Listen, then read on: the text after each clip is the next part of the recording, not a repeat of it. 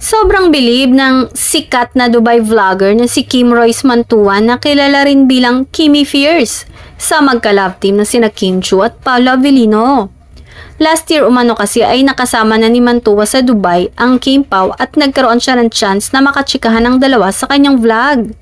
Sa una pa lang ay nabaitan na si Mantua sa Kim Pao at parehong totoo raw ang mga ito at walang halong kaplastika ng pakikipagchikan sa kanya. Sobrang nag-enjoy nga ang Dubai vlogger sa magka-love team. At nang bumalik last week sa Dubai sina Kim at Paolo, hindi raw sana makakapunta si Mantua sa kanilang meet and greet event para sa My Love Will Make You Disappear.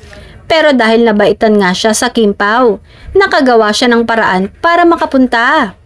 Laking gulat niya dahil sina Kim at Paolo Parawan talagang bumati at nangumusta sa kanya.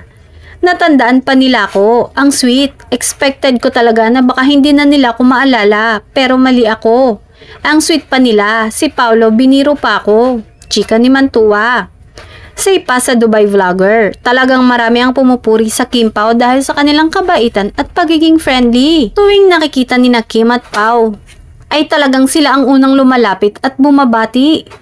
Kaya daw no wonder bakit sobrang blessed ngayon ang dalawang kapamilya stars.